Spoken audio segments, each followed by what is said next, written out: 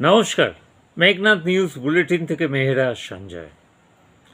আজকের যে বিষয়টা খুব গুরুত্বপূর্ণ, সকলেই খুব গুরুত্বের সঙ্গে এটা ভাববেন এবং একটা চাঞ্চল্যকর তথ্য।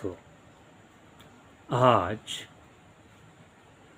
ওয়াইন শপ মানে হচ্ছে যে মদের দোকান খোলার দিন ছিল পূর্ব বর্ধমানে, কিন্তু ওয়াকিবহল মহল সূত্রে যা জানা গেছে কিছুই খুলবে না।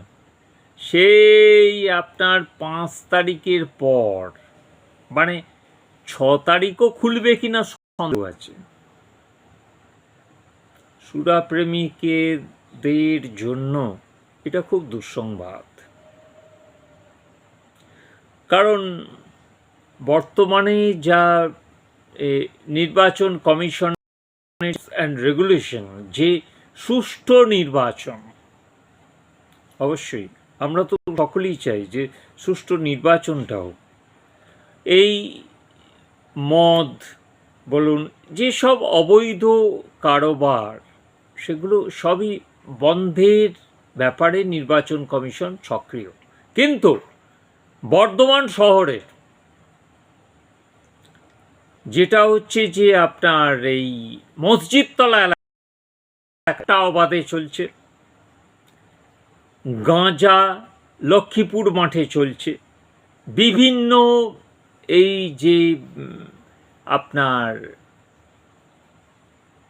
কি বলা যায় যে এই পানের দোকান, সেখানে হজমিগুলির মতো সব ওই গাঁজা বলুন, চরস বলুন, তার গুলি সবই পাওয়া যায়। সেগুলো ব্যান্ড হয় না। কি ব্যান্ড হয় না? মদের দোকান বন্ধ করতে হবে। কোথায় মদ চলছে না? বড়বাজার থেকে একদম আপনার কি বলবো, যেটা হচ্ছে যে সব জায়গায় কোথায় মদ নেই? সুরাপ্রেমীরা কি থেমে আছে নাকি? মদ সব জায়গায়, সব কিছু চলছে চড়া দামে। বোরহাট, সেখানেও মদ বিক্রি হচ্ছে। খোদ বড়বাজার মসজিদতলা এলাকায় মদ বিক্রি হচ্ছে। জানেন কে করছে?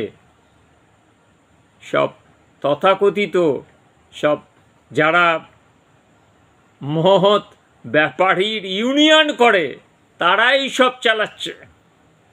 সব খবর আমাদের কাছে আছে, এখনো কিছু জানাচ্ছি না, পরে সব কিছু খুললাম জানিয়ে দেবো।